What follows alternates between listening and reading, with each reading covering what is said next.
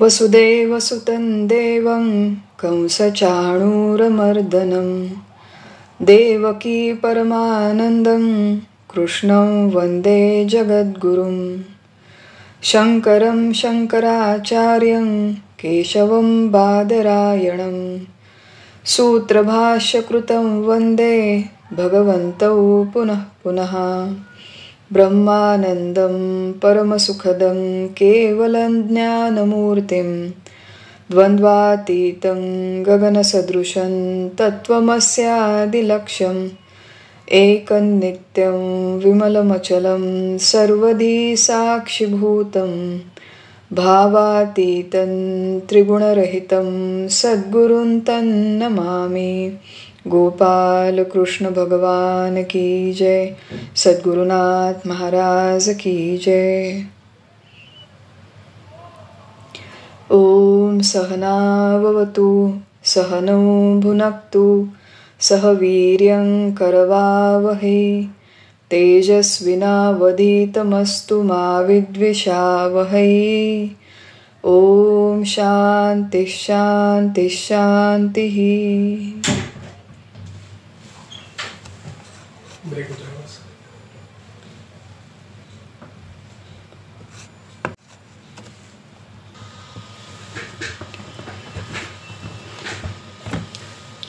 हरिओम तत्सत।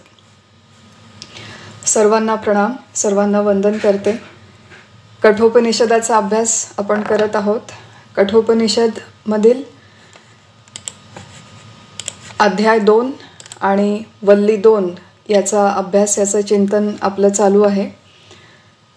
मागच्या सत्रामध्ये आपण दुसऱ्या अध्यायाच्या या दुसऱ्या वल्लीमधील पहिल्या 2 मंत्रांचा अभ्यास केला होता, ज्याच्यामध्ये यमदेव मुख्यतः सांगतात नचिकेताला, आणि नचिकेताच्या माध्यमातून आपल्याला सांगतात की हा जो आत्मा आहे, हा आत्मा अजन्मा आहे, अवक्र चेतस आहे।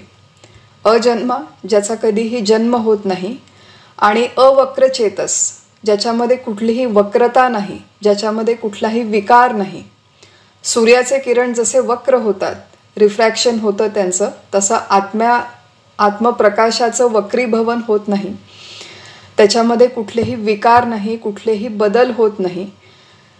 पाण्याने तो ओला होत नाही, अग्नीने त्याला जाळता येत नाही, वायूने त्याला सुकवता येत नाही, असा हा आत्मा। त्याच्यामध्ये कुठलेही विकार नाही।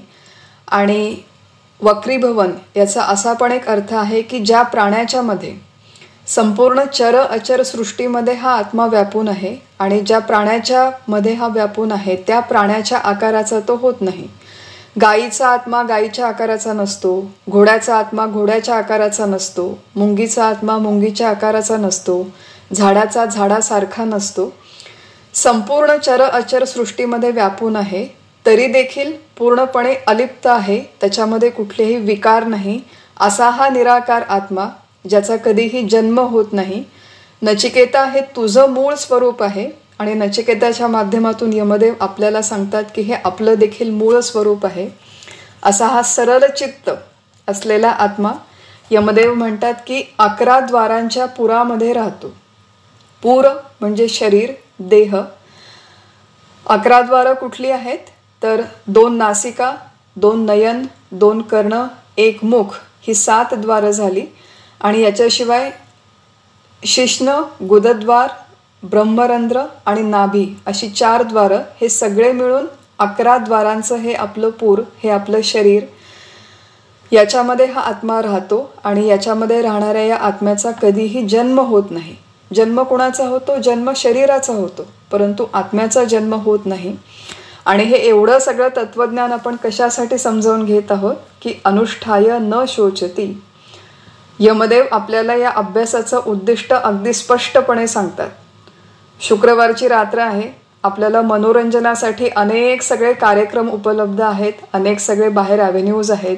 ते सगळं सोडून आपण जेव्हा एवढी मेहनत करून हा इथे अभ्यास करतो, श्रवण करतो, तेव्हा त्याचं उद्दिष्ट काय, कशासाठी आपण हा अभ्यास करतो आहोत? तर यमदेव म्हणतात की अनुष्ठाय न शोचती। असा हा अवक्र चेतस असलेला आत्मा, तो मी आहे असं ज्याला ज्ञान होतं, असं जो ध्यान करतो, तो देहामध्ये राहूनही देहापासून मुक्त होतो आणि असं झाल्यामुळे त्याला कधीही जीवनात शोक होत नाही. एरवी जेव्हा मी देह आहे असं मला वाटतं तेव्हा देहाशी संबंधित सगळे सुखदुःख आपण स्वतःवर ओढवून घेतो. मी रागेट, मला राग आला, मला वाईट वाटलं, माझ्या मनात मत्सर आहे, माझा अपमान केला, मला कोणीतरी उलटं सुलटं बोललं, या सगळ्या गोष्टींमुळे आपल्याला दुःख होतं. त्या सगळ्या दुःखांची समूळ निवृत्ती करायची असेल तर रामबाण उपाय आपल्याला यमदेव सांगतात की अनुष्ठाय न शोचती, या आत्म्याचं ध्यान करा, हे आत्मज्ञान करून घ्या. पहिल्या मंत्रामध्ये हा विषय सांगितल्याच्या नंतर पुढे म्हणतात यमदेव दुसऱ्या मंत्रामध्ये, अतिशय सुंदर मंत्र आहे, पोएटिक ज्याला आपण म्हणतो, की हा जो आत्मा तुमच्या 11 द्वाराच्या पुरामध्ये शरीरामध्ये राहतो, हाच आत्मा संपूर्ण सृष्टीमध्ये देखील कसा व्याप्त आहे. एरवी बघा, जेव्हा आपण भगवंताची देवाची उपासना करतो तेव्हा आपल्याला एक अत्यंत मर्यादित ठराविक संकुचित उपासनेचं स्वरूप माहिती आहे. ते देखील आवश्यक आहे. आपण रोज देवाच्या घरात, आपल्या देवघरात देवाच्या समोर बसतो, काही देवाला पूजा अर्चा करतो, फुलं वाहतो, नैवेद्य दाखवतो, आपण स्वतः काही ध्यान नामस्मरण करतो. हे उपासनेचं एक स्वरूप आहे, हे देखील अत्यंत आवश्यक आहे. परंतु आपला देव हा देवातल्या देवघरातल्या मूर्तीमध्ये असला तरी तो मूर्तीपुरता संकुचित नाही, मूर्तीमध्ये बांधलेला नाही. तो संपूर्ण चर अचर सृष्टीमध्ये देखील आहे. आणि तो कसा आहे सृष्टीमध्ये हे दाखवण्यासाठी यमदेव हा दुसरा मंत्र सांगतात की हा जो आत्मरूप हंस आहे, छान शब्द वापरलाय, की हा जो आत्मा, जे माझं मूळ स्वरूप आहे ते भगवंताचं देखील मूळ स्वरूप आहे. त्या मूर्तीमधल्या रामाचं, कृष्णाचं देखील तेच मूळ स्वरूप आहे.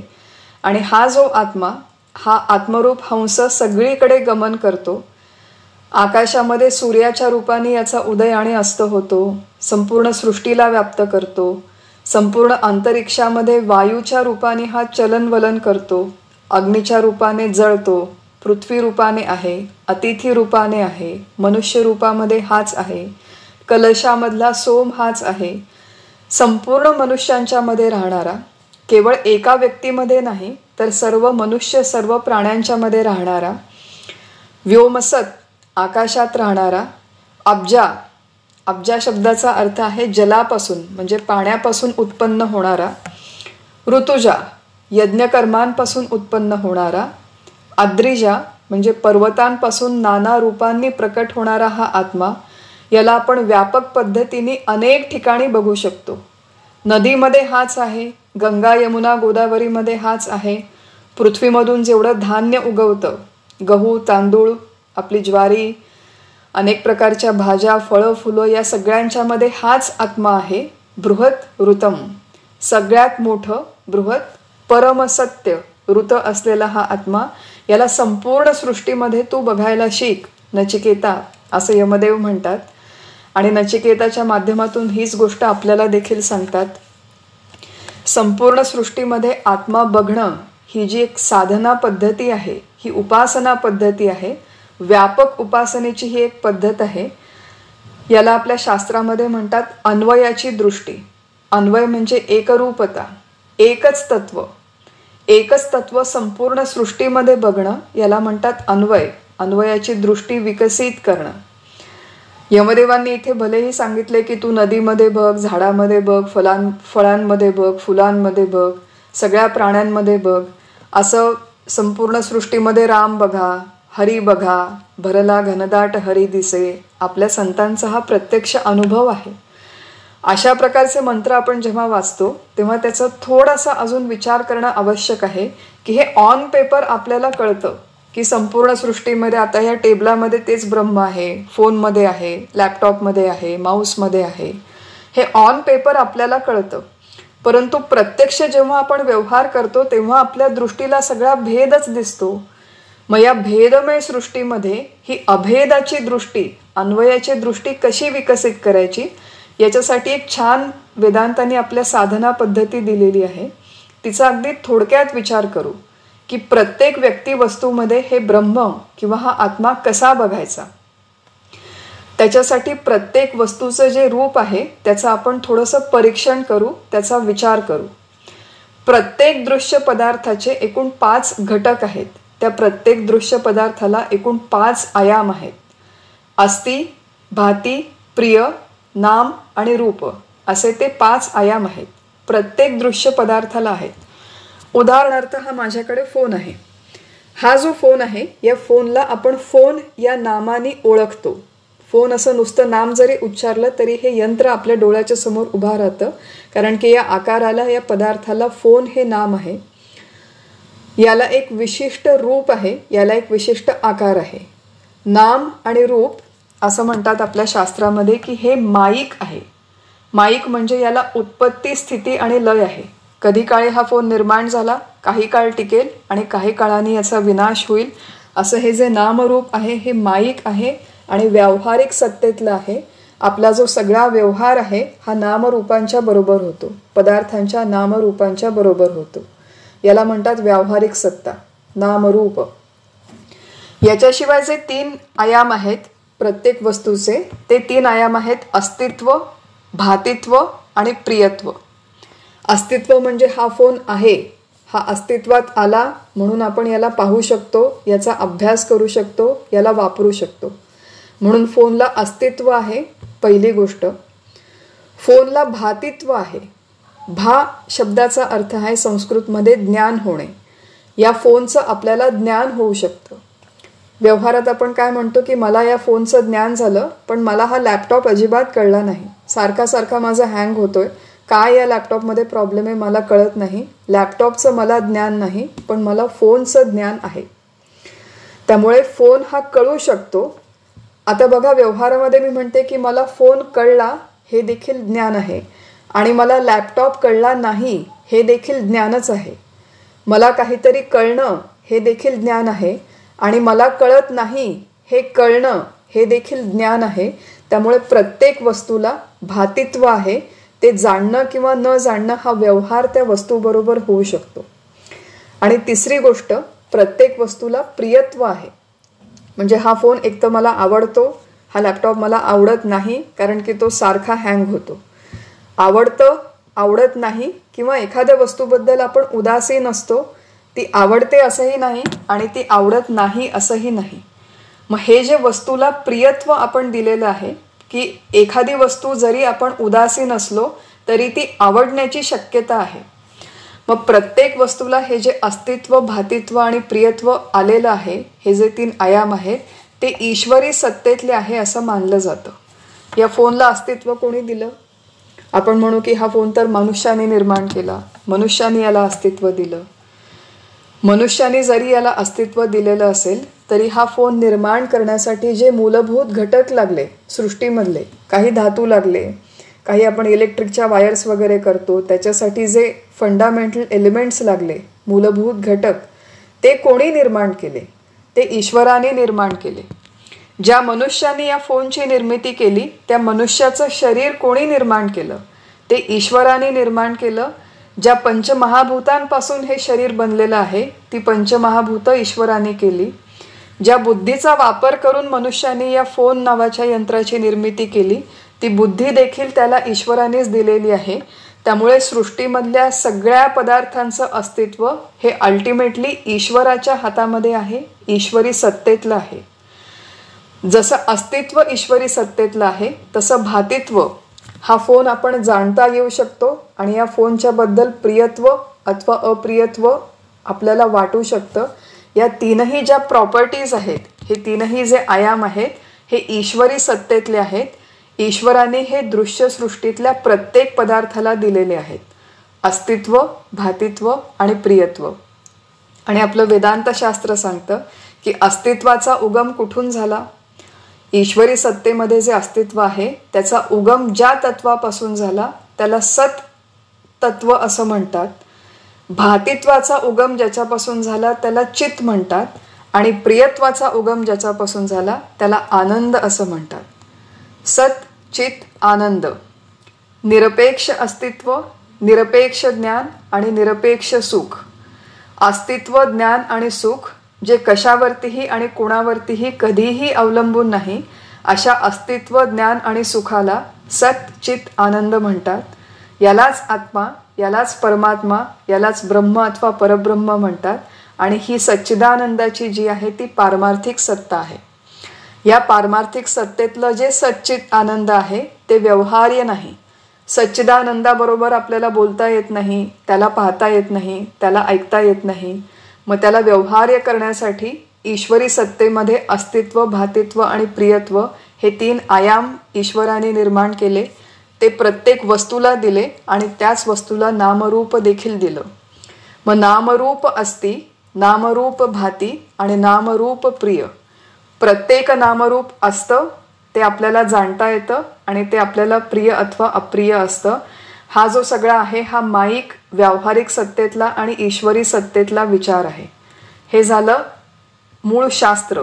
आणि आता इथे यमदेव काय म्हणतायत की संपूर्ण सृष्टीमध्ये तुम्ही आत्मा बघायला शिका.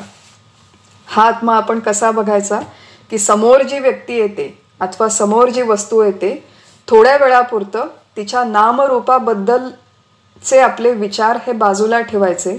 नामरूपावरचं आपलं लक्ष काढायचं आणि त्या वस्तूचं केवळ अस्तित्व आहे. हा फोन आहे याच्यातलं केवळ आहे वरती लक्ष केंद्रित करायचं आणि फोनचं नामरूप आपण विचाराने बाजूला करायचं. आणि याचा जो आहेपणा आहे तो आहेपणा कुठून आला, तो सतपासून आला. याचं आपण या फोनला जाणू शकतो ते भातित्व कुठून आलं, ते चित्तपासून आलं. आणि याचं प्रियत्व कुठून आलं, ते आनंदापासून आलं. त्यामुळे प्रत्येक वस्तूच्या केवळ अस्तित्वाकडे, भातित्वाकडे आणि प्रियत्वाचा विचार करून त्याच्यापासून त्याच्या उगमाकडे जायचं. हा संपूर्ण सृष्टीमध्ये आत्मतत्व बघण्याचा एक मार्ग आहे. हा वैचारिक मार्ग आहे. मुख्यतः याच्यामध्ये विचाराची प्रधानता आहे की एरवी आपण कुठलीही व्यक्ती आपल्या समोर आली, कुठलीही वस्तू आली की लगेच आपले अनुकूल प्रतिकूलाचे खेळ सुरू होतात. किती सुंदर आहे दिसायला, किंवा किती छान आहे, किती सुबक यांनी किती सुंदर रांगोळी काढली आहे, किती छान याचा वास येतोय, किंवा हे किती काय जेवण बनवलंय आज, काही याला अर्थच नाही, काही धड त्याला चव सुद्धा नाही. असा हा जो आपल्या क्रिया प्रतिक्रियांचा खेळ सुरू होतो. ते अन्नाचे पदार्थ असोत, फुलं असोत अथवा वस्तू, व्यक्ती कोणीही असो, थोड्या वेळापुरतं त्याचं नामरूप बाजूला ठेवायचं आणि त्याच्या सच्चिदानंद या मुळाकडे जाण्याचा प्रयत्न करायचा. हे या संपूर्ण सृष्टीमध्ये आत्मतत्व बघण्यासाठी दिलेली एक वैचारिक प्रक्रिया आहे. सूक्ष्म आहे, परंतु हळूहळू जर आपण आपल्या विचारांना असं ट्रेनिंग दिलं तर आपण प्रत्येक पदार्थाच्या माध्यमातून त्याच्या मूळ आत्मतत्वाकडे, सच्चिदानंदाकडे जाऊ शकतो. याला म्हणतात अन्वयाची दृष्टी विकसित करणं. आणि या पद्धतीने आपण सृष्टीमध्ये ते एक तत्व बघायला शिकतो. वेदांतामध्ये असो, गीतेमध्ये असो अथवा भक्तिशास्त्रामध्ये असो, जिथे जिथे अन्वयाची दृष्टी येते की सगळ्या सृष्टीमध्ये राम बघा, सगळ्या सृष्टीमध्ये विठ्ठल बघा, सगळ्या सृष्टीमध्ये आत्मा किंवा ब्रह्म बघा, तिथे नेहमी एक क्लॉज असतो. क्लॉज काय आहे की व्यावहारिक सत्ता आणि पारमार्थिक सत्ता. ही जी अन्वयाची दृष्टी आहे ती केवळ आपली पारमार्थिक दृष्टी आहे, ती आपली आतली वैचारिक दृष्टी आहे. आतमधून आपण अभेद दृष्टी कितीही विकसित केली अशा पद्धतीने विचार करून तरी बाहेरच्या सृष्टीमधले भेद व्यावहारिक सत्तेत नष्ट होत नाहीत. व्यावहारिक सत्तेमध्ये पाणी हे पाणीच आहे, अग्नी हा अग्नीच आहे. पाण्यामध्ये देखील आत्मा आहे, अग्नीमध्ये देखील आत्मा आहे. मग आपण व्यावहारिक सत्तेमध्ये असं म्हणू शकतो की आज मी अग्नीवरती अन्न शिजवण्याच्या ऐवजी आज मी पाण्यावरती अन्न शिजवते आणि पाणी पिण्याच्या ऐवजी आज मी अग्नी पिते. असं व्यवहारात म्हणून चालत नाही. असे घोटाळे व्यवहारात करण्यासाठी आपण हे तत्वज्ञान शिकत नाही. व्यवहारामध्ये प्रत्येक दृश्य पदार्थ वापरण्याचे, त्याच्याबरोबर राहण्याचे, वागण्याचे काही व्यवहारातले नियम आहे. त्या नियमानुसारच व्यावहारिक सत्तेमध्ये वागावं लागतं. मग ही अन्वयाची अभेद दृष्टी विकसित करण्याचा मुख्य फायदा काय आहे? मुख्य फायदा हा आहे, मुख्य उपयोग हा आहे की त्या पदार्थाच्या संदर्भातले आपले क्रियाप्रतिक्रियांचे खेळ कमी होतात आणि खेळ कमी झाले की आपण त्या माध्यमातून थोडेसे शांत होतो. असं आहे की द्रौपदी, उदाहरणं बघू 2-3 म्हणजे लक्षात येईल. पांडवांच्या मध्येही ब्रह्म आहे आणि कौरवांच्या मध्येही ब्रह्म आहे. परंतु व्यावहारिक सत्तेमध्ये द्रौपदी ही पांडवांची पत्नी आहे आपण असं म्हणून चालणार नाही की सगळीकडे ब्रह्मच आहे, तर ती पांडवांकडे राहिली काय आणि कौरवांकडे राहिली काय, सगळं एकच आहे असं म्हणून व्यावहारिक सत्तेमध्ये बाधा आणणं हा या तत्वज्ञानाचा उद्देश नाही. गोजा म्हणजे पृथ्वीपासून तयार होणारे पदार्थ. आता धान्य आहे, गहू तांदूळ. हे गहू तांदूळ जे गोजा नावाचे पदार्थ आहेत ते खाण्यासाठी बनवलेले आहेत. परंतु हिरे मोती जे आहेत पृथ्वीपासूनच तयार होणारे पदार्थ, ते आपण दागिने म्हणून घालतो आणि तिजोरीत ठेवतो. आता उद्या उठून मी गहू तांदूळ तिजोरीत ठेवले आणि हिरे मोती खाण्याचा प्रयत्न केला तर तो वेडेपणा होईल. त्यामुळे व्यवहारामध्ये व्यवहाराच्या नियमांनुसारच व्यवहार करावा. परंतु ते करत असताना आतली जी आपली दृष्टी आहे, समलोष्टाश्म कांचनहा, हिऱ्यामध्ये देखील तेच ब्रह्म आहे आणि पोळी भातामध्ये देखील तेच ब्रह्म आहे, मातीमध्ये देखील तेच ब्रह्म आहे. त्याच्यामुळे आतमध्ये एकदा ही अन्वयाची अभेद दृष्टी स्थिर झाली की मग खूप हिऱ्याचे दागिने हवे, खूप आता गुरुपुष्यामृत आलं, अक्षय्य तृतीया आले म्हणून सोनं घेण्यासाठी धावपळ. हा जो काही आपला व्यवहारातली धावपळ आहे, हा जो काही आपला खेळ आहे, हे जे काही आपलं उड्या मारणं आहे ते उड्या मारणं कमी होतं. आणि तो या मंत्राचा मुख्य उद्देश आहे की अन्वयाची दृष्टी विकसित करा, परंतु ती दृष्टी विकास करून व्यवहारामध्ये व्यावहारिक सत्तेमध्ये त्याच्या नियमानुसार योग्य तसा व्यवहार करा. हा क्लॉज, हा बॅलन्स आपण लक्षात ठेवला तर या मंत्राचा आपल्याला खऱ्या अर्थाने उपयोग होतो. हा काही संबंधित विचार होता दुसऱ्या मंत्रासंबंधीचा, ज्याचा आपण मागच्या सत्रात विचार थोडा राहून गेला, तो आज पूर्ण केला. आणि आता आपण तिसऱ्या मंत्राच्याकडे जाऊ आणि तिसऱ्या मंत्राचा विस्ताराने विचार करू. तिसऱ्या मंत्रामध्ये सुंदर मंत्र आहे. यमदेव म्हणतात, ऊर्ध्वं प्राणम उन्नयति अपानम प्रत्यक अस्यति मध्ये वामनम आसीनम विश्वे देवा उपासते. यमदेव म्हणतात की ऊर्ध्वं प्राणम उन्नयति. प्राणम ऊर्ध्वम म्हणजे जो प्राणांना वरच्या दिशेने घेऊन जातो. अपानम प्रत्यक अस्यति, अपानाला जो खालच्या दिशेने ढकलतो. मध्ये वामनम आसितम, अशा या हृदयस्थ, मध्यभागी म्हणजे हृदयामध्ये स्थित असलेल्या वामनाची, मध्ये वामनम आसीनम, त्या वामन भजनीय आत्म्याची विश्वे देवा उपासते, सर्व देवता म्हणजे सर्व इंद्रिय उपासना करतात. असा एक सुंदर मंत्र इथे यमदेव देतात. या मंत्राचा विस्तृत अभ्यास करण्याच्या आधी आपण थोडंसं बॅकग्राऊंड की काय विषय इथे यमदेव सुरू करतात आणि कशासाठी हा विषय सुरू करतात याचा थोडा बारकाईने विचार करू. भगवान शंकराचार्यांनी जेव्हा या श्लोकाची टीका लिहिली तेव्हा त्यांनी श्लोकाच्या आधी एक प्रस्तावनारूप सुंदर वाक्य लिहिलं. आत्मन स्वरूपाधिगमे लिंगम उच्यते. जो आत्मा, ज्याचं पहिल्या आणि दुसऱ्या मंत्रामध्ये यमदेवांनी वर्णन केलं, त्या आत्म्याच्या स्वरूपाचं ज्ञान होण्यासाठी आता मी एक लिंग म्हणजे लक्षण, चिन्ह, एक खूण आता तुला सांगणार आहे, असं शंकराचार्यांनी या श्लोकाच्या स्पष्टीकरणासाठी दिलेलं आहे की काय इथे विषय सुरू होतो. तिसऱ्या मंत्रापासून ते जवळपास 8व्या मंत्रापर्यंत एक सुंदर पद्धतीने यमदेव स्पष्टीकरण करतात. आपण प्रत्यक्ष या श्लोकाच्या अर्थाच्या आधी ही थोडीशी बॅकग्राऊंड समजावून घेऊ. नचिकेताने मूळ प्रश्न काय विचारला होता तिसऱ्या वरामध्ये, की देह गेल्यावरती कोणी म्हणतात तो असतो, कोणी म्हणतात तो जातो, या संबंधी यमदेव तुम्ही मला निश्चित मार्गदर्शन करा. त्यावर यमदेव उत्तर काय देतात की देह जरी गेला तरी एक असं तत्व आहे की जे अत्यंत गुह्य आहे. गुहाहितम गव्वरेष्ठम पुराणम, बुद्धिरूपी गुहेमध्ये स्थित आहे असं हे अत्यंत गुह्य तत्व आहे. दूरदर्शम, त्याचं दर्शन होणं अत्यंत कठीण आहे. आणि असं हे जे तत्व आहे त्याची बरीच सगळी लक्षणं सांगितली यमदेवांनी. ते अणोरणीयान आहे, अणुपेक्षा सूक्ष्म आहे, महान, अत्यंत मोठं आहे, असं एवढं सगळं यमदेवांनी जे वर्णन केलं आत्म्याचं नचिकेताला, ते कदाचित नचिकेताला कळलं असेल, परंतु आपल्यासारख्या सामान्य बुद्धीच्या लोकांना हे आत्म्याचं वर्णन खूप ॲबस्ट्रॅक्ट वाटतं. आपण त्याच्याशी पटकन कनेक्ट करू शकत नाही. आणि हे आत्म्याचं वर्णन म्हणजे वेगळ्या कुठल्या तरी वस्तूचं वर्णन नाही, हे माझं स्वतःचं वर्णन आहे, माझ्या स्वरूपाचं वर्णन आहे. आपल्या सगळ्यांचं असं आहे की आपल्या सगळ्यांना जन्मल्यापासून अनंत कोटी जन्मांचे संस्कार म्हणून फार अतिशय दृढ देह तादात्म्य आहे. मी म्हणजे देह, देह म्हणजे मी 40 वर्षांपूर्वी जन्माला आले, अजून काही वर्ष मी टिकेल, काही वर्षांनी हा देह गेला म्हणजे मी जाणार, अशी आपली अत्यंत दृढ समजूत आहे.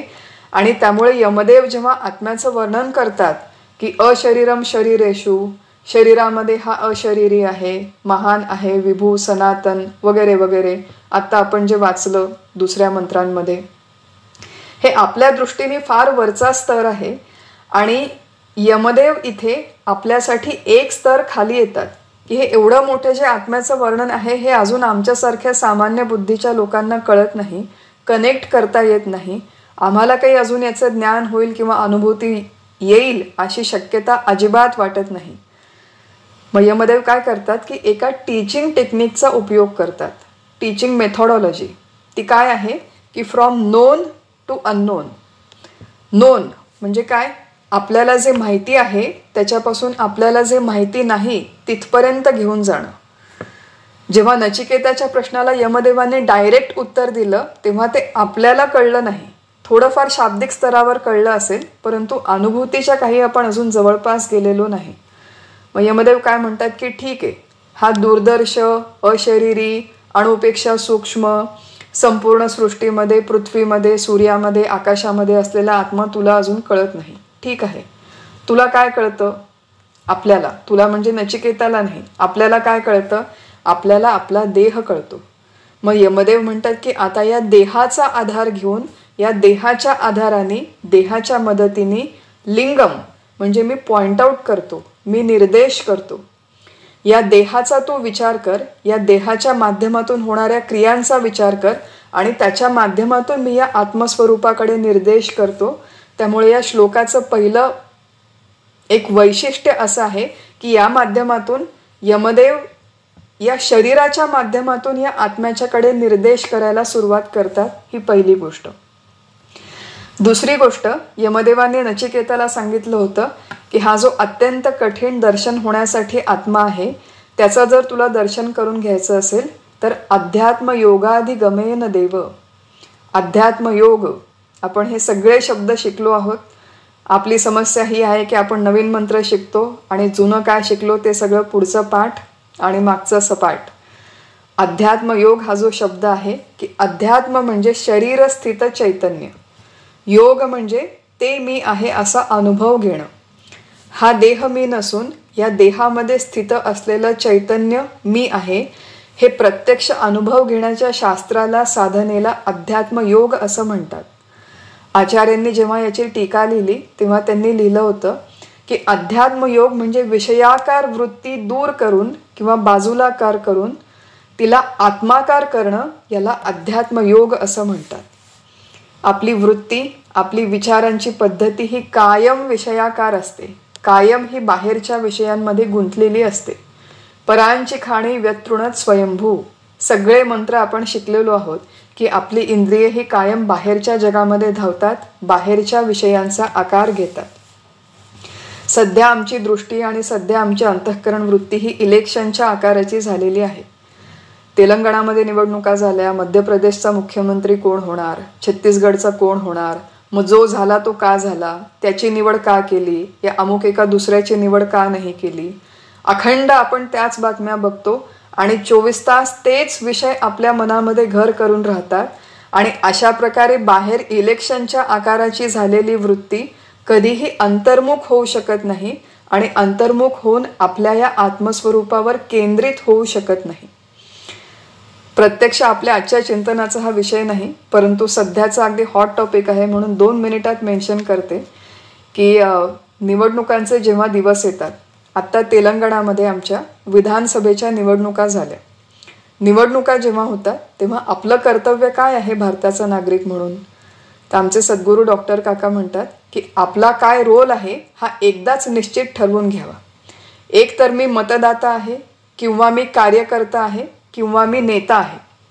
नेता असेल तर त्या पार्टीसाठी मला अमुक अमुक एक काम करावं लागतं. कार्यकर्ता असेल तर बराच सगळा प्रचार करावा लागतो. मतदाता असेल तर माझी जबाबदारी आहे की निवडणुकीच्या दिवशी सुट्टी न घेता तिथे जाऊन मतदान करणं, योग्य तो कॅन्डिडेट कोण आहे हे माहिती असावं, चांगली पॉलिटिकल पार्टी कोणती आहे हे माहिती असावं आणि तेवढं एक बेसिक नॉलेज या समाजाचं, या समाजाच्या अभिसरणाचं आपल्याला असावं. तितपत बातम्या माहिती असणं ह्याच्यात काहीही गैर नाही, तो व्यवहाराचा एक भाग आहे. पण दिवसेंदिवस तासनतास जेव्हा आपण तेवढ्या एकच गोष्टी चघळत बसतो, त्या विषयाच्या आकाराची जेव्हा आपली वृत्ती होते तेव्हा हा अध्यात्म योग आपल्याला साधता येत नाही, आपली वृत्ती आत्माकार होत नाही. त्यामुळे अवश्य मतदान करावं जर आपण मतदाता असू तर, आणि उरलेला वेळ ह्या ज्या काही शाश्वत हिताच्या आपल्या गोष्टी आहेत त्याचा थोडाफार तरी विचार करावा. मग इथे यमदेव म्हणतात की या मंत्राच्या माध्यमातून तुझी ही जी अंतःकरण वृत्ती अनेक ठिकाणी विखुरलेली आहे तिला केंद्रित करणं. कुठे केंद्रित करणं? आपल्या शरीराचा विचार कर. जेवढा विचार तू मध्य प्रदेशचा करतो, छत्तीसगडचा करतो किंवा शेजारच्या घराचा करतो, तो जरा विचार कमी करून आपल्या देहामध्ये कुठल्या क्रिया चालू आहेत आणि त्या क्रियांचं परीक्षण कर आणि त्या क्रियांचं परीक्षण करून त्या माध्यमातून तुला आत्माकार होता येतं का याचा प्रयत्न कर. From known to unknown. आणि मग आपल्या शरीराच्या माध्यमातून जर या आत्मतत्वाचा विचार करायचा असेल तर त्याची ही जी पद्धत आहे ती यमदेव इथे सांगतात की कुठली सांगितली आहे? ऊर्ध्वम प्राणम उन्नयती. की तुझ्या शरीरातले हे जे प्राण आहेत हे ऊर्ध्वम उन्नयती. आपल्याला सगळ्यांना माहिती आहे की परत एकदा अजून या मंत्राचा अभ्यास करण्याच्या आधी एक 2-3 संकल्पना रिवाइज करू ज्या आपण आधी बघितल्या होत्या. की आपलं हा जो मनुष्य देह आहे, आपलं हे जे अस्तित्व आहे ते केवळ स्थूल देह हे आपलं अस्तित्व नाही. स्थूल देह हा शरीर आपल्या सगळ्यांना कळतं की हाडं, मांस आणि जे काही आपल्याला बघता येतं हे सगळे आपल्या स्थूल देहाचे भाग घटक आहेत. याच्याशिवाय आपलं शास्त्र म्हणतं की आपल्याला एक सूक्ष्म देह आहे. या सूक्ष्म देहाचे एकूण 19 घटक मानले जातात. परत हे घटक कमी जास्त होऊ शकतात, आपण कुठली सिस्टीम वापरतो त्यानुसार. परंतु 5 कर्मेंद्रिय, 5 ज्ञानेंद्रिय, 5 प्राण आणि अंतःकरण चतुष्टय हे सगळं मिळून आपला सूक्ष्म देह तयार होतो. स्थूल देह, सूक्ष्म देह. स्थूल देहाचा मृत्यू होतो आणि सूक्ष्म देह एक स्थूल देह बदलून दुसऱ्या स्थूल देहामध्ये जातो. त्याला देहांतर म्हणजे पुनर्जन्म मिळतो, अशी आपल्या या शास्त्राची मांडणी आहे. या नुसत्या संकल्पनांना मी फक्त आता टच करतेय. येणारे जे पुढचे 5-6 मंत्र आहे त्याच्यामध्ये आपण ह्या अजून थोड्या विस्ताराने बघूया. या आपण आधी बघितलेल्या आहेत आणि पुढे अजून थोडं याचं स्पष्टीकरण पुढच्या मंत्रांमध्ये बघू. स्थूल देह, सूक्ष्म देह. याच्याबरोबर अजून 2 शब्द आहेत. एक आहे जीव अथवा जीवात्मा आणि दुसरा आहे आत्मा. जो जीवात्मा, जीव ही संकल्पना आहे ती आपण एक पूर्ण सत्र देऊन विस्ताराने बघितली होती की आत्मा, बुद्धी आणि आत्म्याचं बुद्धीत पडलेलं प्रतिबिंब अथवा छाया हे 3 घटक मिळून जीव नावाची संकल्पना तयार होते. या जीवाचा जन्म होतो, जीवाचा मृत्यू होतो देहाच्या माध्यमातून. आणि चौथा जो घटक आहे या अभ्यासामधला त्याला म्हणतात आत्मा, शुद्ध चैतन्य, सच्चिदानंद, जे आपलं मूळ स्वरूप आहे. स्थूल देह, सूक्ष्म देह, जीवात्मा आणि आत्मा हे 4 शब्द व्यवस्थित लक्षात ठेवायचे आणि या 4ही शब्दांच्या संकल्पना आपल्या अत्यंत स्पष्ट हव्या. इथे या मंत्रामध्ये यमदेव मुख्यतः प्राणांचा विचार करतायत. 2 प्राणांचा, प्राण आणि अपान. जरी इथे त्यांनी केवळ 2च प्राण म्हटले असतील तरी आपण एक साधारण 5ही प्राण, पंचप्राणांची नावं, प्राणवायू, ती नावं आपण समजावून घेऊ. त्यांचं थोडक्यात कार्य समजावून घेऊ की प्राण, अपान, समान, व्यान आणि उदान. प्राणवायू प्रत्येकाचं एक स्थळ असतं. नासिकेपासून नाभीपर्यंत प्राणवायू असतात. नेहमी ऊर्ध्वगामी असतात. श्वासोच्छ्वास करणं, श्वास आतमध्ये घेणं हे मुख्यतः प्राणांचं काम आहे. अपानवायू हा नाभीपासून पायू म्हणजे गुदद्वारापर्यंत असतो आणि उत्सर्जन करणं, स्वेद, मल, मूत्र यांचं उत्सर्जन करणं हे मुख्यतः अपानवायूचं काम आहे. तिसरा आहे समान वायू, जो मुख्यतः नाभीमध्ये राहतो परंतु संपूर्ण शरीरामध्ये व्यापार करतो. अन्नाचं पचन करणं हे समान वायूचं काम आहे. व्यान, जो संपूर्ण शरीरामध्ये गमन करतो, संपूर्ण शरीरात व्यापून राहतो. ब्लड सर्क्युलेशन, रक्ताभिसरण, हे मुख्यतः व्यानवायूचं काम आहे. आणि उदान वायू, जो कंठस्थानामध्ये राहतो आणि मुख्यतः मृत्यूच्या वेळेस ऊर्ध्वगमन करतो, मृत्यूसाठी कारणीभूत असतो, असा हा उदान वायू. याच्याशिवाय 5 उपप्राण देखील आहेत. नाग, कूर्म, कृकल, देवदत्त आणि धनंजय. नाग या उपवायूचं उपप्राणाचं काम आहे ढेकर देणं. कुर्मामुळे नेत्रांची उघडझाप होते. कृकलमुळे आपल्याला शिंका येते. देवदत्तामुळे आपल्याला जांभई येते. आणि धनंजयामुळे आपल्या शरीराचं पोषण होतं. आता हे 5 प्राण, 5 उपप्राण, त्यांची नावं, त्यांचं कार्य, त्यांचं स्थान, हे सगळं मेमराईज करणं हा आपला इथे उद्देश नाही. मुख्य गोष्ट काय आहे की आपल्या शरीरामध्ये या ज्या क्रिया होतात त्याच्यावरती आपलं लक्ष जावं. पापण्यांची उघडझाप, श्वासोच्छ्वास, रक्ताभिसरण, उत्सर्जन, पचन, या आपल्या शरीरातल्या अनेक होणाऱ्या क्रिया आहेत, या प्राणवायूंच्या मदतीने होतात. प्राणवायू इथे यमदेव काय म्हणतात मुख्यतः की प्राणवायू श्वास, श्वास जे आहेत ते वरती घेऊन जाणं. आणि अपानवायू खालच्या दिशेने ढकलणं, उत्सर्जन करणं, या 2 मुख्य जे कार्य आहेत, ऊर्ध्वगामी आणि अधोगामी, या दोनही दिशेंनी वाटचाल करणाऱ्या, वहन करणाऱ्या या प्राण अपान वायूच्या मध्ये वामनम आसीतम. काय म्हणतात यमदेव की मध्ये वामनम आसीतम, की तुमच्या शरीराच्या आतमध्ये या ज्या क्रिया चालतात, श्वासोच्छ्वास, उत्सर्जन, याचा थोडासा विचार करा, अंतर्मुख व्हा आणि या क्रिया कशा चालतात, या क्रिया कोण चालवतो याचा थोडासा विचार करा. कोण हा क्रिया चालवतो? मध्ये वामनम आसीतम, यांच्या मध्ये म्हणजे मध्यभागी. मध्य या शब्दाचा अर्थ इथे हृदय असा आहे. वेदांतामध्ये अथवा गीतेमध्ये जिथे जिथे हृदय हा शब्द आला त्या हृदय शब्दाचा अर्थ आहे अंतःकरण. आपलं फिजिओलॉजिकल हार्ट असा त्याचा अर्थ नाही, तर अंतःकरण असा त्याचा अर्थ आहे. आपण ही संकल्पना शिकलो आहोत. ही स्पष्ट असेल तर ठीक आहे, स्पष्ट नसेल तर जुने रेकॉर्डिंग सगळ्यांनी अवश्य ऐकावेत. कारण की अंतःकरण आणि जीव या संकल्पना आपल्या जोपर्यंत स्पष्ट होत नाहीत तोपर्यंत ह्या पुढच्या मंत्रांचा अर्थ व्यवस्थित आपल्याला कळणार नाही. अंतःकरण आपलं हे जे आतलं करण इंद्रिय आहे हे नखशिखांत व्यापून असतं, संपूर्ण शरीरभर व्यापून असतं. मग वेदांत शास्त्रातलं जे हृदय अथवा अंतःकरण हे संपूर्ण शरीरभर व्यापून आहे. इथे जरी त्यांनी म्हटलं असेल यमदेवांनी मध्ये वामनम, तो वामन असा इथे कुठे मध्ये म्हणजे आपल्या लंग्समध्ये किंवा हृदयामध्ये नाही, तर अंतःकरणामध्ये म्हणजे संपूर्ण शरीरभर हा वामन व्यापून आहे. वामन शब्दाचा अर्थ आहे बुटका किंवा ठेंगणा. वामनावतार प्रसिद्ध आहे, परंतु इथे जो वामन आहे तो पुराणातला वामन नाही, वामनावतारातला वामन नाही, तर इथे वामन शब्दाचा अर्थ आचार्यांनी केलेला आहे की भजनीय आहे. सर्वश्रेष्ठ भजन करण्यासाठी जो योग्य आहे तो, किंवा जो सर्वांना सुंदर बनवतो तो, किंवा मुख्य वामन शब्दाचा अर्थ इथे आहे आत्मा अथवा परमात्मा. मध्ये म्हणजे कुठे? अंतःकरणामध्ये. कोण आहे बसलेला? हा वामन, भजनीय, सर्वश्रेष्ठ असा आत्मा परमात्मा बसलेला आहे. मध्ये वामनम आसीतम. या प्राण आणि अपान वायूचं जे काही आपलं आपलं काम चालू आहे त्याच्या मध्यभागी हा आत्मा आहे. मध्यभागी म्हणजे फिजिकली स्थूल दृष्टीने मध्यभागी असा विचार करू नये, तर संपूर्ण अंतःकरणात आत्मा, आत्मतत्व, आत्मचैतन्य, आत्मप्रकाश आपला व्यापून आहे. म्हणून हे प्राण काम करतात. विश्वे देवा उपासते. हा जो मधला प्राण आहे, या प्राण आपले हे जे दोन्ही प्राण आहेत, प्राण आणि अपान, मध्ये असलेला वामन, हा वामन त्या प्राणांना ॲक्टिव्हेट करण्याचं काम करतो.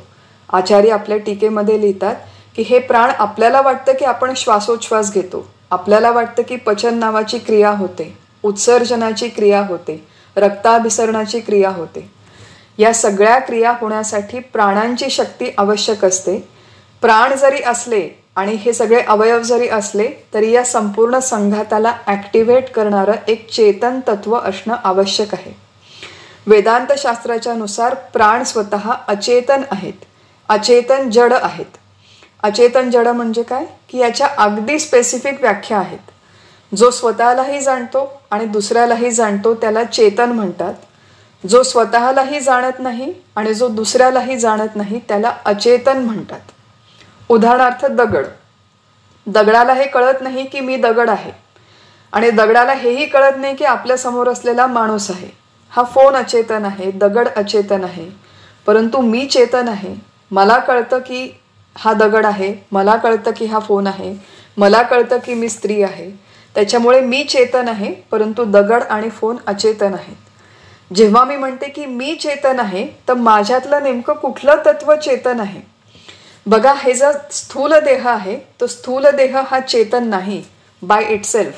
आता माझ्या हातामध्ये एखादं गुलाबाचं फूल आहे डाव्या हातामध्ये आणि उजव्या हातामध्ये एखादं आंबा आहे. तर डाव्या हाताला हे कळत नाही की माझ्या हातामध्ये गुलाब आहे, उजव्या हाताला हे कळत नाही की माझ्या हातामध्ये आंबा आहे. ही गोष्ट की या हातामध्ये फूल आणि या हातामध्ये आंबा हे प्रोसेस करणारं एक चेतन वेगळं तत्व आपल्या शरीराच्या आतमध्ये आहे. यमदेव म्हणतात की थोडीशी तुमची दृष्टी त्या चेतन तत्वाकडे न्या की हा देह अचेतन आहे बाय इटसेल्फ. हा स्थूल देह तेवढाच अचेतन आहे जेवढा की दगड अचेतन आहे. त्याचप्रमाणे या स्थूल देहाच्या आतला जो सूक्ष्म देह आहे ज्याच्यामध्ये सूक्ष्म कर्मेंद्रिय, ज्ञानेंद्रिय आणि 5 प्राण आहेत, ते 5 प्राण देखील बाय देमसेल्व्स अचेतन आहेत. प्राणवायूला हे कळत नाही की आता मला श्वास घ्यायचा आहे. अपान वायूला हे कळत नाही की आता मला उत्सर्जन करायचं आहे. वायूंना, प्राणाला हे कळत नाही की आता मला रक्ताभिसरण करायचं आहे. या 5ही प्राणांना ॲक्टिव्हेट करून त्यांच्याकडून हे काम करून घेणारी एक चेतन युनिट, चेतन एंटिटी आपल्या आतमध्ये आहे. आणि यमदेव म्हणतात की त्या चेतन तत्वाकडे तुमचं लक्ष केंद्रित करा. आणि हे चेतन तत्व कुठलं आहे तर त्याला ते म्हणतात वामन. वामन म्हणजे आत्मा. बघा, आत्म्याचं अधिष्ठान आहे, शुद्ध चैतन्य आत्म्याचं अधिष्ठान आहे. म्हणून ते प्राण कार्यान्वित होतात, ॲक्टिव्हेट होतात आणि आपलं आपलं कार्य करतात. इथे एक महत्त्वाची गोष्ट आहे की आत्मा स्वतः त्यांना ॲक्टिव्हेट करत नाही, परंतु आत्म्याच्या केवळ असण्यामुळे ही संपूर्ण सिस्टीम काम करते. आत्म्याचं केवळ असणंच पुरेसं आहे. त्याच्या असण्यामुळे प्राण ॲक्टिव्हेट होतात, देह ॲक्टिव्हेट होतो, सूक्ष्म देह ॲक्टिव्हेट होतो, कार्यान्वित होतो आणि हा संपूर्ण संघात आपलं आपलं काम करतो. उदाहरणार्थ की आपल्या घरामध्ये 4 गोष्टी आहेत विजेची उपकरणं. एक आहे बल्ब, दुसरा आहे फ्रीज, तिसरं आहे कूलर आणि चौथा आहे हीटर. बल्बच्या माध्यमातून जी वीज आहे ती त्या बल्बच्या माध्यमातून प्रकाश देते. कूलरच्या माध्यमातून रूम थंड करते. हीटरच्या माध्यमातून खोली गरम करते. फ्रीजच्या माध्यमातून अन्न खाद्यपदार्थ थंड करते. पंख्याच्या माध्यमातून हवा निर्माण करते. आता वीज स्वतः यातलं एकही कार्य करत नाही, परंतु वीज असल्याशिवाय ही उपकरणं देखील काम करू शकत नाही. विजेचं केवळ अस्तित्व पुरेसं आहे. वीज आली की ही उपकरणं आपली आपली काम करतात. त्यामुळे वीज प्रकाश देत नाही, वीज गरम करत नाही, वीज थंड देखील करत नाही, परंतु विजेच्या असल्याशिवाय ही उपकरणं काम करत नाही. विजेच्या असण्यामुळे हा संपूर्ण उपकरणं कार्यान्वित होतात. अगदी तसंच आपल्या आतमध्ये हा वामन आहे. यमदेव सांगतात की या वामनकडे लक्ष द्या, पॉइंट आउट करतात, निर्देश करतात की आतमध्ये जर हा तुमच्या वामन आत्मचैतन्य नसलं असतं तर हा संपूर्ण संघात अचेतनच राहिला असता आणि ह्याने एकही काम केलं नसतं, हा ॲक्टिव्हेट झाला नसता. आणि मध्ये वामनम आसितम, या वामनाकडे तुमचं लक्ष जाऊ द्या. तुमची दृष्टी, तुमचा विचार, तुमची वृत्ती त्या आत्माकार होण्याचा करण्याचा प्रयत्न करा. आणि पुढे म्हणतात की विश्वे देवा उपासते, विश्वातल्या सगळ्या ज्या देवता आहेत या वामन भजनीय आत्म्याची उपासना करतात. म्हणजे नेमकं काय करतात तर इथे देवता शब्दाचा अर्थ हा मुख्यतः इंद्रिय अथवा इंद्रियांच्या देवता अशा अर्थाने आहे. श्लोकाचा कॉन्टेक्स्ट काय आहे की यमदेव आपल्याच शरीराच्या मदतीने आपल्या शरीरात असणाऱ्या आत्म्याकडे निर्देश करतायत, पॉइंट आउट करतायत, डायरेक्ट पॉइंट आउट करतायत. सूक्ष्म मुद्दा आहे. ज्याला हे कळलं, ज्याला हे कॅच करता आलं, त्याला डायरेक्ट तो आत्मा कसा आहे त्याचं हे ज्ञान ते समजावून घेण्यासाठी, त्याच्या अनुभूतीसाठी फार मोठी क्वांटम जम्प घेता येते, जर खरंच अशा पद्धतीने आपण विचार करू शकलो तर. हा जो मधला वामन आहे तर पुढे यमदेव म्हणतात की विश्वे देवा उपासते. विश्वातल्या सगळ्या देवता या मुख्यतः आपल्या शरीरामध्ये देखील आहेत. कशा पद्धतीने आहेत तर जेव्हा आपल्या या देहाची रचना झाली तेव्हा प्रत्येक इंद्रियांच्या बरोबर तिची एक विशिष्ट देवता दिली गेली. उदाहरणार्थ कानाची देवता दिशा ही आहे, त्वक म्हणजे त्वचेची देवता वायू अशी आहे, चक्षु डोळ्यांची देवता आदित्य म्हणजे सूर्य आहे, रसना म्हणजे जिव्हेची देवता वरुण आहे आणि घ्राण म्हणजे नाकाची देवता अश्विनी अशी आहे. या ज्या सगळ्या देवता आहेत त्या त्या इंद्रियांना प्रेरणा देऊन त्यांच्याकडून आपापली कामे करून घेतात असं आपलं शास्त्र म्हणतं. आता जेव्हा आपण म्हणतो की इंद्रिय डोळे बाहेर जाऊन एखादं रूप बघतात तेव्हा डोळ्यांना प्रेरणा देणारी ती देवता असते अशी शास्त्राची मांडणी आहे की डोळे एखादं रूप बघतात, परंतु रूप बघितल्यानंतर खूप सुंदर मी एखादं निसर्गाचं दृश्य बघितलं, सूर्योदय बघितला, अतिशय सुंदर रमणीय सूर्योदय आहे. त्या सूर्योदयाचा उपभोग आनंद कोण घेतो? डोळ्यांना हे कळतं का की आपण फार सुंदर सूर्योदय बघतोय? डोळ्यांना हे कळत नाही, तर त्या सौंदर्याचा उपभोग घेणारा एक चेतन तत्व वेगळं आतमध्ये बसलेलं आहे आणि ते चेतन तत्व प्रत्यक्ष बघणारा जो आहे तो जीव आहे आणि त्या बघितल्यावर आनंद होणारा देखील जीव आहे. आणि जीवाला ज्याच्या प्रकाशात हे कळतं की आता मला खूप छान वाटतंय, तो प्रकाश म्हणजे आत्म्याचा प्रकाश आहे. आपण बघितलेला बॅटरीचा टॉर्चचा एक्सपेरिमेंट प्रयोग सगळ्यांनी आठवा की आत्म्याच्या प्रकाशामध्ये जीवाला बघता येतं, आत्म्याच्या प्रकाशामध्ये जीवाला ज्ञान होतं.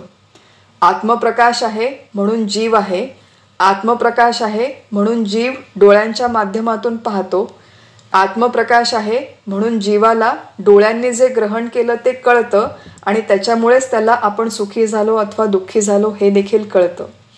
मग इथे जेव्हा म्हणतात यमदेव की विश्वे देवा उपासते, त्यामुळे ह्या ज्या सगळ्या इंद्रिय आहेत, इंद्रियांच्या देवता आहेत, त्या वेगवेगळ्या गोष्टी बाहेरून आतमध्ये आणतात. सुंदर सूर ऐकले, सुंदर दृश्य बघितलं, अतिशय चविष्ट जेवण जेवलं, या सगळ्या विषयांचा जणू ते विषयांना एकत्रित करतात आणि या विषयांच्या माध्यमातून त्या आपल्या आतल्या आत्मदेवाची ते उपासना करतात. विश्वे देवा उपासते, कारण की आतमध्ये संतुष्ट होणारा हा जो जीवात्मा आहे, चेतन तत्व, तो त्या आत्म्याच्या अधिष्ठानावरती हे सगळं जाणतो, आत्म्याच्या अधिष्ठानावरती त्याला हे सगळं ज्ञान होतं. या श्लोकाचा जेव्हा उपसंहार केला किंवा या श्लोकाचा जेव्हा शेवट आहे त्याच्यामध्ये शंकराचार्यांनी अतिशय सुंदर वाक्य लिहून ठेवलेलं आहे की ज्याच्यासाठी यदर्था म्हणजे ज्याच्यासाठी आणि यत प्रयुक्ताश्च म्हणजे ज्याच्या प्रेरणेने वायू करण व्यापारहा, वायू म्हणजे प्राणवायू, कर्ण म्हणजे सगळी इंद्रिय, ज्याच्यासाठी आणि ज्याच्या प्रेरणेने प्राणवायू आणि आपली सगळी इंद्रिये सगळ्या प्रकारची कामे करतात. सहा अन्यहा सिद्धहा. शेवटी श्लोकामधून यमदेवांना काय प्रूव्ह करायचंय? यमदेवांना एवढंच प्रूव्ह करायचंय की हा देह म्हणजे मी नाही. ज्या देहाला आपण इतके घट्ट चिकटून बसलेलो आहोत, देह म्हणजे मी म्हणजे देह, देहाचा जन्म झाला म्हणजे माझा जन्म झाला, देह गेला की मी जाणार. या देहापासून वेगळं आपलं एक अस्तित्व आहे, या देहापासून आतमध्ये एक वेगळं तत्व आहे, त्याचं अन्यत्व, त्याचं भिन्नत्व सिद्ध करण्यासाठी इथे शंकराचार्य म्हणतात की ज्याच्यासाठी आणि ज्याच्या प्रेरणेने हा संपूर्ण प्राणांचा आणि इंद्रियांचा संघात काम करतो, सहा अन्यहा सिद्धहा, तो या संघातापेक्षा वेगळा आहे. जो या संघाताला प्रेरणा देतो, जो त्याला ॲक्टिवेट करतो आणि जो त्याचा उपभोग घेतो, तो या संघातापेक्षा वेगळा आहे. हा वेगळेपणा तू फक्त मुख्यपणे जाणून घे. इति वाक्यार्थ हाच मुख्यतः या श्लोकाचा अर्थ आहे, हाच मुख्यतः या मंत्राचा अर्थ आहे. अतिशय एक सुंदर विचाराची पद्धती आहे. बघा, आपण मगाशी विचार केला की आपल्याला अत्यंत उचापत्या करायच्या असतात की बाहेरच्या जगामध्ये काय चाललंय. त्या थोड्याशा आपण उचापत्या कमी केल्या, आवश्यकतेपुरता व्यवहार करून उरलेलं आपलं सगळं लक्ष आपल्या आतल्या व्यापारांवर केंद्रित केलं तर यमदेव म्हणतात की डायरेक्ट इथल्या इथेच तुला या आत्मतत्वाचा विचार करता येईल आणि त्याच्या अनुसंधानात राहता येईल, त्याचं ज्ञान तुला होईल. केवळ हा संघात कशा प्रकारे काम करतो ती काम करण्याची पद्धती तू जाणून घे. आणि हा जो सगळा विचार आहे की देहापेक्षा वेगळं एक चेतन तत्व आपल्या आतमध्ये आहे, त्याचं अन्यत्व, त्याचं भिन्नत्व तिसऱ्या मंत्रामध्ये यमदेव सांगतात. आणि मग नंतर हाच जो विषय आहे तो साधारण चौथ्या मंत्रामध्ये पुढे कंटिन्यू होतो. चौथ्या मंत्रामध्ये यमदेव म्हणतात की अस्य विस्रंसमानस्य शरीरस्थस्य देहिनः देहाद विमुच्य मानस्य किमत्र परिशिष्यते एतद्वै तत्. अस्य म्हणजे या, विस्रंसमानस्य, विस्रंसमानस्य म्हणजे देहापासून भ्रष्ट होणारा, देहापासून वेगळा होणारा, एका देहातून दुसऱ्या देहात जाणारा, देहांतर ज्याला होतं असा. कोण? शरीरस्थ, शरीरामध्ये राहणारा. कोण? देहिनः. असा हा जो एका जागेपासून दुसऱ्या जागी जाणारा, भ्रष्ट होणारा, शरीरामध्ये राहणारा देही, तो देही देहात विमुच्य मानस्य, जेव्हा या देहाला सोडून जातो, किमत्र परिशिष्यते, या देहामध्ये, या संघातामध्ये काय शिल्लक राहतं? एतद्वै तत्, हेच ते आहे, हेच ते ब्रह्मतत्व आहे, हे तू नचिकेता जाणून घे. आणि हे नचिकेताच्या माध्यमातून आपल्याला सांगतात की हे तुम्ही देखील जाणून घ्या. इथे महत्वाची गोष्ट काय आहे, एक 2-3 गोष्टी लक्षात घेऊ. कुठल्याही वेदांत शास्त्रामध्ये मंत्राचा अभ्यास करताना आत्मा हा जो शब्द आहे तो शब्द कधी प्रत्यक्षपणे वापरला असतो, कधी अप्रत्यक्षपणे असतो.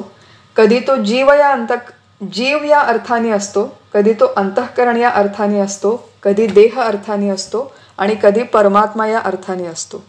शब्दानुसार, मंत्रानुसार आणि संदर्भानुसार आपल्याला ते अर्थ लावून घ्यावे लागतात. इथे यमदेवांनी शब्द वापरला आहे देही, जो देहामध्ये राहतो तो देही, शरीरस्थ देहामध्ये राहतो तो देही. देही शब्दाचा इथे वाच्यार्थ आहे जीवात्मा. कशावरून इथे देही शब्दाचा अर्थ जीवात्मा आहे? कारण की दुसऱ्या लाईनीमध्ये यमदेव म्हणतात की देहात विमुच्य मानस्य, हा जो देही आहे हा देहाला सोडून निघून जातो. देहामध्ये प्रवेश करणारा जीवात्मा, देहाला सोडून निघून जाणारा जीवात्मा. येणं जाणं जे आहे ते नेहमी जीवाला असतं, हे कायम लक्षात ठेवायचं. मग इथे यमदेव म्हणतात की हा चेतन जीव एकदा तुझ्या शरीरातून निघून गेला की तुझ्या या देहामध्ये काय राहिलं? अर्थात काहीच राहिलं नाही. एतद्वै तत्, हाच तो आहे. हाच तो आहे म्हणजे कोण आहे? तर हाच तो परमात्मा आहे. पहिल्या लाईनीमध्ये जो निर्देश आहे तो जीवात्म्याकडे आहे आणि दुसऱ्या लाईनीमध्ये जो निर्देश आहे तो आत्मतत्वाकडे, निर्गुण आत्मतत्वाकडे, परमात्म्याकडे आहे. आपण थोडासा श्लोकाचा अर्थ बघू म्हणजे हे अजून स्पष्ट होईल. सगळ्यात पहिल्यांदा देही आपण शब्द बघितला की हा गीतेमध्ये देखील अनेक वेळेस आलेला आहे. देही म्हणजे जीवात्मा, ज्याचा जन्म होतो, जो शरीर धारण करतो, जो खातो, पितो, चालतो, बोलतो, ऐकतो, अभ्यास करतो, साधना करतो, नामस्मरण करतो. या करण्याच्या ज्या सगळ्या गोष्टी आहेत त्या जीवात्म्याला अट्रिब्युटेड आहेत. जीव करतो, जीव करता, जीवाचा जन्म. जन्म झाल्यावरती जीवाचा प्रॉब्लेम हा आहे की जीव या देहामध्ये जन्म घेतो, परंतु या देहाला तो चिकटून बसतो आणि मी देह आहे अशी त्याची दृढ धारणा होते. सध्या मला हा आपण बघितलं होतं बघा की एक आहे स्थूल देह, एक आहे सूक्ष्म देह. सूक्ष्म देह आणि जीवात्मा हे जे शब्द आहेत हे इंटरचेंजेबली वापरले जातात. सूक्ष्म देहाचाच घटक आहे अंतःकरण. या अंतःकरणामधली बुद्धी, आत्मा आणि आत्म्याचं बुद्धीत पडलेलं प्रतिबिंब मिळून जीवात्मा तयार होतो. जेव्हा जेव्हा मी जीवात्मा म्हणते तेव्हा त्याच्यामध्ये नुसती बुद्धी नाही तर त्याच्यामध्ये अंतःकरण आणि संपूर्ण सूक्ष्म देह हा अनुस्यूत असतो. नुसतं बुद्धीमध्ये आत्म्याचं प्रतिबिंब पडलंय आणि बाकीच्या उरलेल्या अंतःकरणाच्या घटकांमध्ये नाही असा त्याचा अर्थ नाही. तर संपूर्ण सूक्ष्म देहाला ऍक्टिव्हेट करणारा हा आत्माच आहे. आणि या आत्म्याचं जेव्हा बुद्धीमध्ये प्रतिबिंब पडतं तेव्हा त्याला जीवात्मा असं म्हणतात. स्थूल देह, सूक्ष्म देहाबरोबरच हा जो आहे हा जीवात्मा आहे. जेव्हा मनुष्याचा जन्म होतो, जेव्हा जीव या देहामध्ये आला आपण असं म्हणतो, त्याच्यानंतर हा जीव या देहाला घट्ट चिकटून बसतो. सध्या मला हा स्थूल देह मिळाला आहे, तर मागच्या 40 वर्षांपासून मला असं वाटतं की मी एक महिला आहे, माझं नाव मुक्ता आहे, मी इंजिनियर आहे, मी खूप बुद्धिमान आहे, मी गीता शिकवते, मी एक आई आहे. देहाचे सगळे गुणधर्म मी आपल्यावरती ओढवून घेतले. काही काळ मला हा मुक्ता नावाचा देह मिळालेला आहे. काही वर्षांनी माझा हा देह सुटेल आणि माझ्यामधल्या या जीवात्म्याला दुसरा स्थूल देह मिळेल. दुसरा मिळाला की मग मी त्या स्थूल देहाला चिकटून बसते की आता मी काय, एखादा प्राणी जरी असेल, माकड, तर त्याला कळतं की मी माकड आहे. मी माकड आहे हा त्याला शब्द माहिती नसेल, पण हा देह म्हणजे मी हे त्याला माहिती असतं.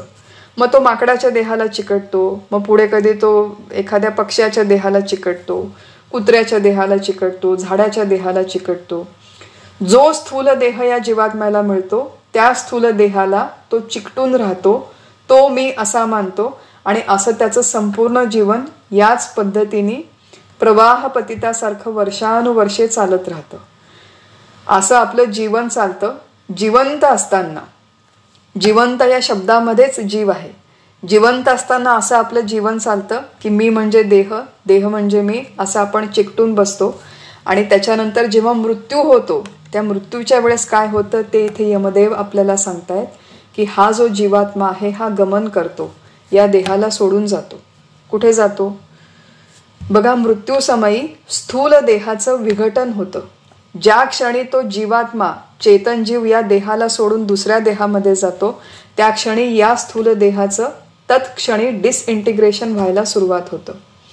मग या देहाच्या माध्यमातून त्या जीवात्म्यांनी कितीही मोठं कमावलेलं असेल, फार श्रीमंत, फार सुंदर, फार बुद्धिमान, फार यशस्वी, फार मोठा उद्योगपती, फार मोठा बिझनेस, फार मोठा डॉक्टर, फार मोठा लॉयर, फार मोठी समाजसेवा केली, फार मोठा गीतेचा अभ्यासक, अनेक सगळे गीतेचे वर्ग घेतले, या सगळ्या गोष्टी जरी या देहाच्या माध्यमातून झाल्या असतील, तरी ज्या क्षणी तो चेतन जीव या देहाला सोडून जातो, तत्क्षणी हा जो स्थूल देह आहे याच्यामध्ये काय शिल्लक राहिलं?